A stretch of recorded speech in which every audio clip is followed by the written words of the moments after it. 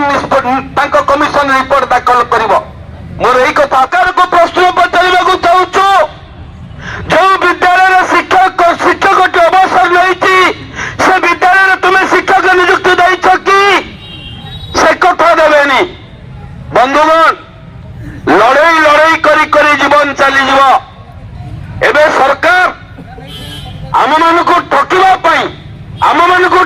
पई एक प्रशासनिक कमिटी गठन करिछि। मु एई कथा कहबाकु चाहूछि, विधानसभा स्टैंडिंग कमिटी रे तार अध्यक्ष थे पूर्ण चंद्र सेठी मान्यवर विधायक। 6 थर बसिला पर तार निष्कर्ष बाहरिलानी। मान्यवर आईन मंत्री अध्यक्षतार गोटे पॉलिटिकल कमिटी 2-3 थर बसिला, तार निष्कर्ष बाहरिला नहीं।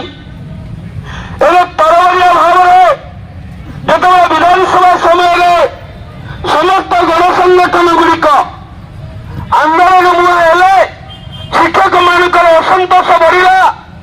कौटी ना कौटी एक प्रशासनिक कमिटी गठन कर 6 मास समय नेले सरकार जब निर्देश हम से कमिशन रिपोर्ट दाखल कर